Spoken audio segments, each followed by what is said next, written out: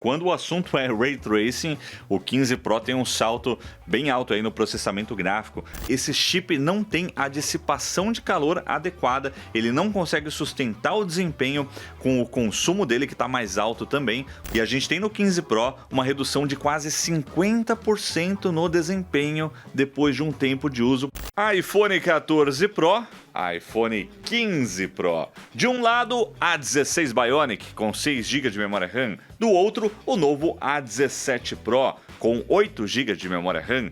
E muito bem, senhoras e senhores, nesse vídeo vamos comparar esses dois smartphones para entender esse ganho de desempenho nessa geração. A Apple prometeu aí mais 10% na CPU e mais 20% na GPU. Será que é isso mesmo? Roda a vinheta e vamos aos testes.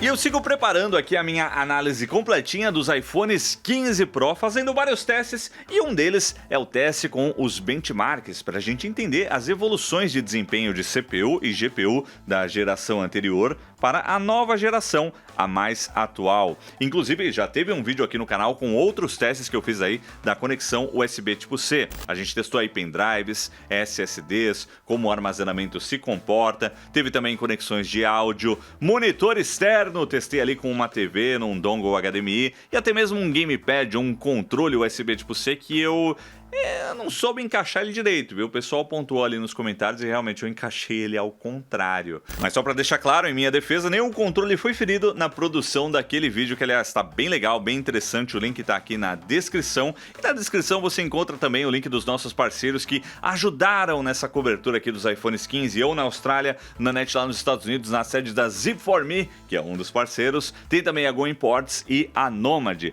Tem umas promoções rolando, mais informações aí embaixo, e daqui a pouco eu comento também. Agora vamos lá, a gente vai rodar alguns benchmarks aqui. Eu já rodei vários e vários testes. Eu passei acho que pelo menos 6 horas rodando benchmarks e fazendo algumas análises aqui para chegar na conclusão que eu vou contar para vocês aqui nesse vídeo. Mas a gente também vai rodar alguns testes, não vou dizer ao vivo, né? Mas durante a gravação aqui desse conteúdo para vocês acompanharem todo o processo. Só que antes vamos falar um pouquinho dele, olha aí, do A17 Pro. Eu já quase falei Bionic aqui, mas mudou nesse ano, né? Não é mais Bionic, agora é Pro. E o A17 Pro, ele traz, né? A Apple promete aí mais 10% de desempenho na CPU, mais 20% na GPU. E a GPU foi o foco ali, né? Até porque tem um núcleo a mais na GPU nessa geração.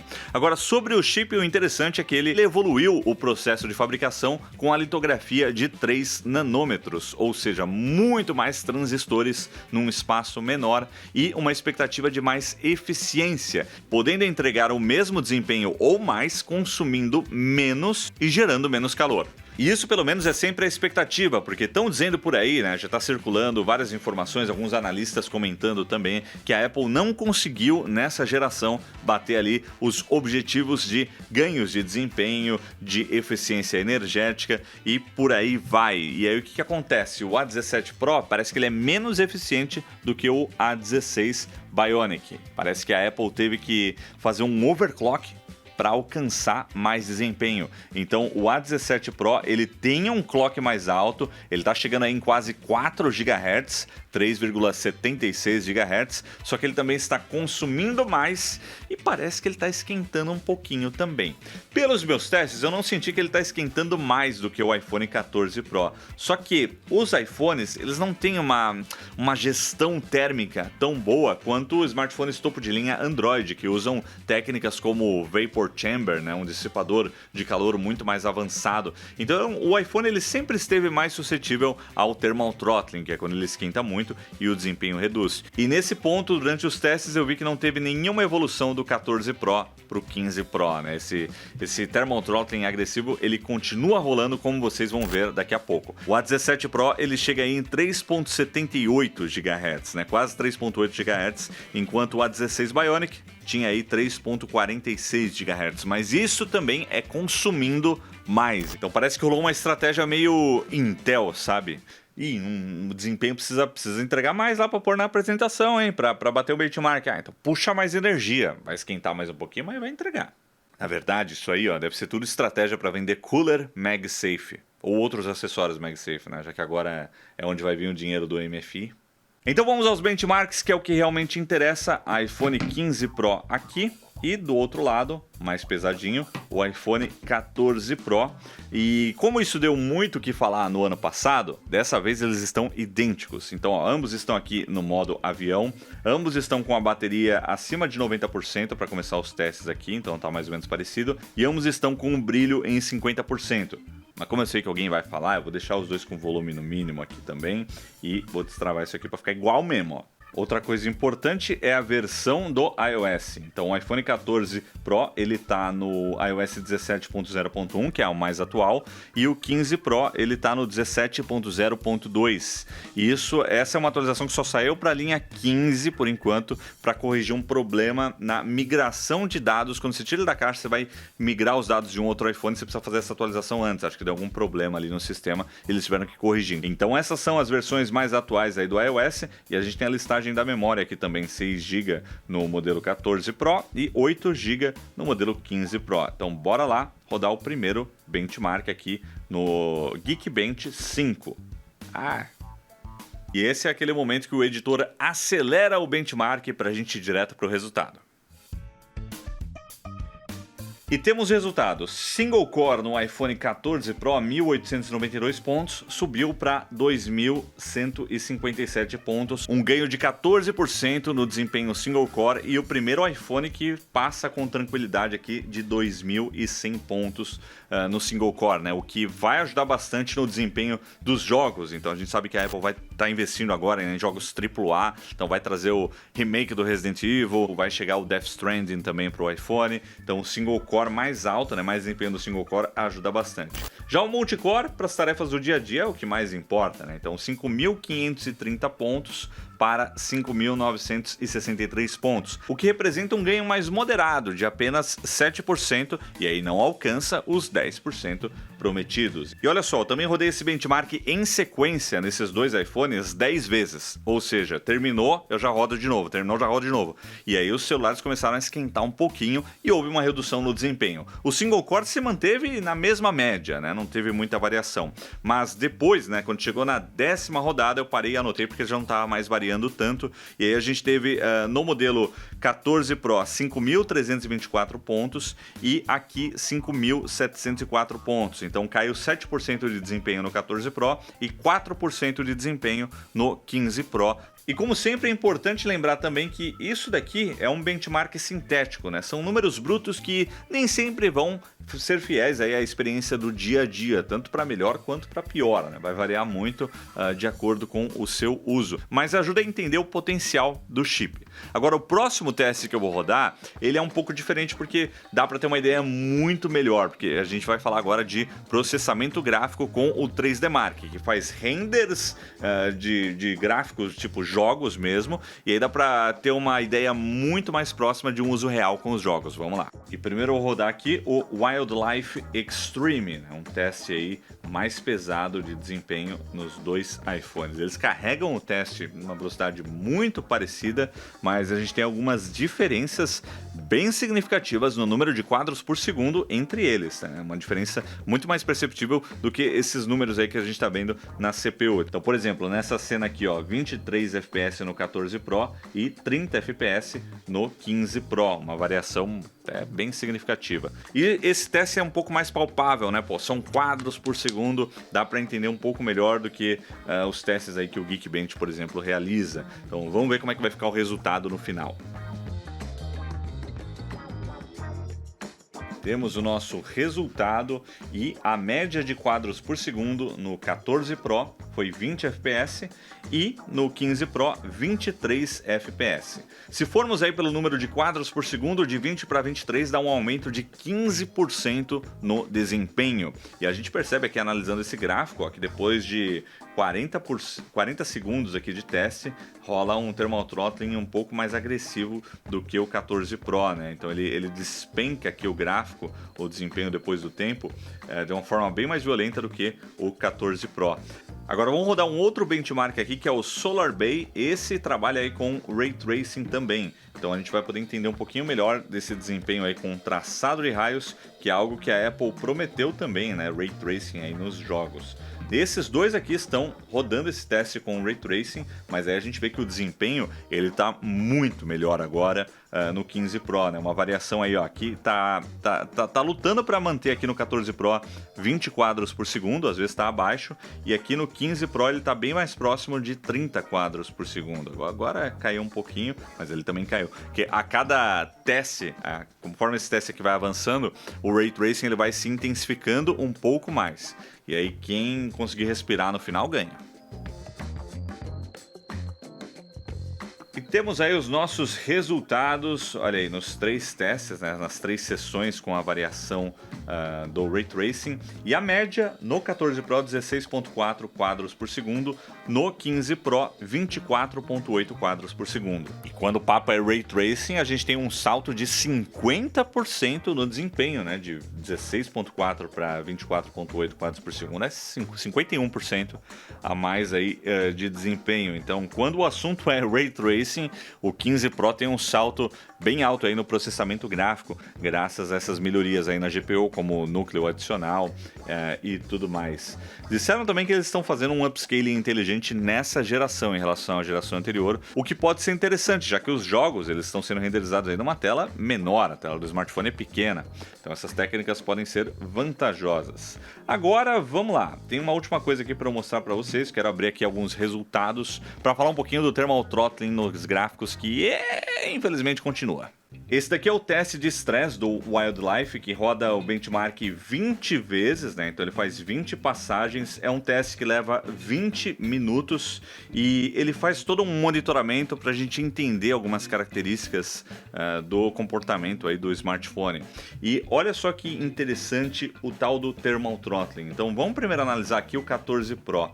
Quando a gente está aqui na primeira passagem, ele marca aí 3.347 pontos. Quando vai para a segunda, cai para 2.695 pontos. Isso já é um thermal throttling, que ele roda primeiro muito bem, mas depois que estressa um pouquinho a CPU, a GPU, né, o chip em si, já cai bastante o desempenho. Cai muito, inclusive, né? Cai 20% aqui no segundo loop. Quando vai para o terceiro, ele dá uma estabilizada, né? 2.330, que é próximo aos seguintes. E isso representa aqui uma queda de 30% no desempenho. Já o 15 Pro, ele tem essa queda mais brusca já no segundo loop. Então, primeiro ele faz 40.83 aqui, ó, 4.083 pontos. Depois ele vai para 2.852 e se mantém estável aí nessa faixa de 2.800 pontos. Depois ambos vão descendo um pouquinho, né? Eles vão esquentando mais, vai descendo um pouquinho. Traduzindo, o 15 Pro, ele sofre o thermal throttling mais rápido que o 14 Pro. Ele esquenta e cede o desempenho com mais velocidade, né? Então é um processo que acontece mais rápido quando eles estão sob um nível alto de estresse. Lembrando que eu estou analisando aqui o modelo Pro, não o Pro Max, que eu não tenho o 14 Pro Max aqui para testar e comparar, mas a expectativa é que ele lide um pouco melhor com isso, porque ele tem um corpo maior ali para dissipar esse calor, né? Depois vai caindo aí o desempenho e quando a gente chega no final aqui, nós temos aí 2.005 pontos no 14 Pro e 2.309 no 15 Pro. E isso ainda representa uma variação de 15% no desempenho gráfico depois de uma sessão ali de estresse, né? Então isso é algo que a gente vai ver, esse comportamento nos jogos. Ao contrário do benchmark sintético como o Geekbench, que não representa muito a experiência de um uso real, aqui a gente está vendo algo mais próximo, porque assim, você vai abrir um jogo e ele vai estar lá, né? O chip está renderizando aqueles gráficos ali o tempo todo. Então isso daqui vai acontecer.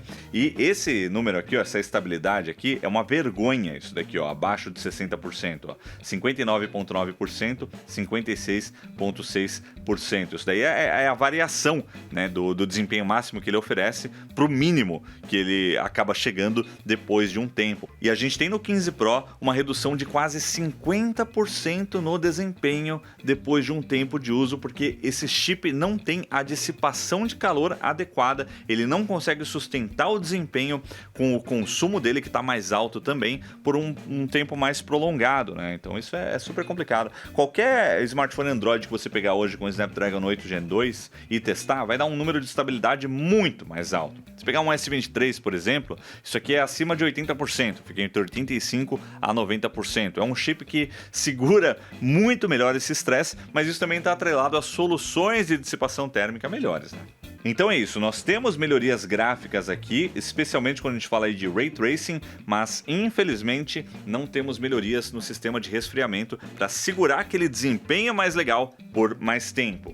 E por fim, quero mostrar aqui para vocês os resultados de um terceiro benchmark que a gente também sempre roda, que é o Antutu. 1.240.000 pontos no iPhone 14 Pro e 1.452.000 pontos no 15 Pro.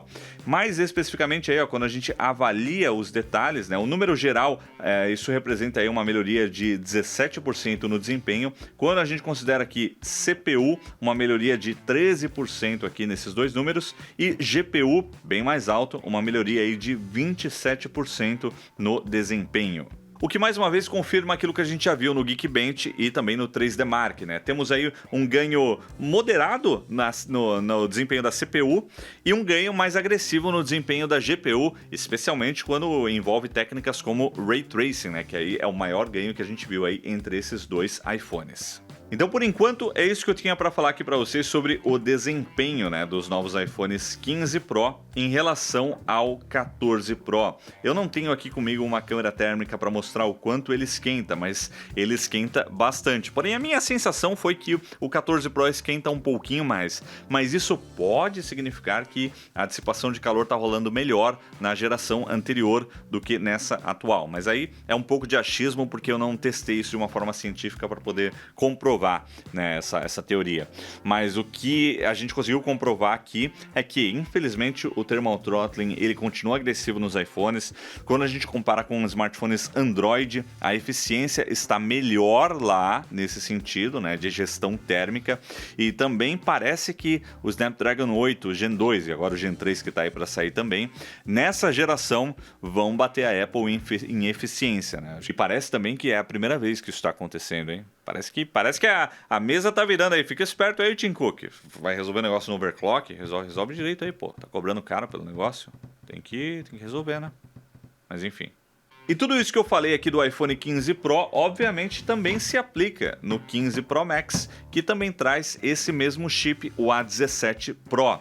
E também serve para vocês terem uma ideia das diferenças de desempenho do iPhone 15 Pro para o iPhone 15 normal, já que ele tem o A16 Bionic, que é o mesmo chip aí da linha 14 Pro do ano passado. Então é isso, pessoal. Rodei aí alguns benchmarks. Comentem aí o que vocês acharam no desempenho desses dois iPhones. E eu quero encerrar esse vídeo agradecendo, é claro, aos nossos parceiros que nos ajudam todos os anos e estão com a gente aí viabilizando essa cobertura que vocês estão assistindo. Primeiro ela, a Go Imports, que sim, a Go Imports é confiável. Todo mundo pergunta isso, estão perguntando no vídeo. Não, mas peraí, mas me perguntaram no outro vídeo, Will, não emitia a nota fiscal a Go Imports. Não, mas agora emitem, vem tudo certinho, você tem garantia dos produtos e já tá rolando a pré-venda dos iPhones lá também. A pré-venda no Brasil oficial já foi anunciada, mas a da Go Imports está bem mais em conta. O link tá aí na descrição e vale lembrar também que todo mês rola um sorteio na Go Imports e para participar basta comprar qualquer produto lá no site. Mas se você fizer uma compra acima de R$2.000, tem o nosso cupom aí Loop que te dá R$100 de desconto. Go Imports, uma grande parceira aqui do Loop Infinito, ó, parceira de longa data, inclusive tá com a gente aí há um tempão e é confiável. Tem também a Zip4Me, né? Já começou a postar vídeos aí lá de Portland, na sede da Zip4Me. Olha aí, ele já foi lá caçar a encomenda dele no depósito. É o seu endereço nos Estados Unidos para redirecionar compras para o Brasil e para o mundão também. Você manda para onde você quiser. Se você vai viajar para os Estados Unidos, você pode comprar, fazer suas compras, mandar para a Zip4Me, depois mandar para o hotel e você já economiza com isso porque você não paga o imposto estadual. Lá no Oregon não existe aquele sales tax, aquele percentual que aparece ali depois da compra no final. E você também pode garantir aí os seus novos iPhones com a Zip4Me e o mais legal, acessórios e outros produtos que não estão à venda aqui no Brasil. Essa é a grande vantagem de usar um redirecionador como a Zip4Me. E usando o nosso cupom, na sua primeira remessa, no seu primeiro envio, você não paga a taxa de serviço. E aproveite também a dica da nossa parceira, a Nomad, que é uma conta global 100% gratuita e segura, aceita em mais de 180 países e a melhor opção para você comprar no exterior. Usando os cartões da Nomad, você já pode economizar até 10% em relação ao cartão de crédito tradicional, porque ela utiliza o dólar comercial, que é muito mais barato, e você abre a conta em menos de 5 minutos com documentos brasileiros. E tem um presente para vocês, os primeiros 500 que abrirem uma conta na Nomad usando o código de convidado LOOP40 e fizerem um primeiro câmbio em até 15 dias, desde a inserção do código, podem ganhar até $40 de cashback diretamente na sua conta. Essa promoção é válida até o dia 29 de setembro de 2023. E nós agradecemos também a Hello Study, eu tô aqui no espaço da Hello Austrália, que é fazer intercâmbio aqui para a Terra dos Cangurus, o link tá aí na descrição. Vou ficando por aqui, espero que vocês estejam gostando desses vídeos. Agora é o que aqui, ó? Vixe, é meia-noite aqui na Austrália. E quando eu começo a gravar, eu volto pro fuso horário do Brasil. É muito louco. Mas é isso, galera. Tem mais vídeo vindo por aí. Fiquem ligados. Valeu e até a próxima!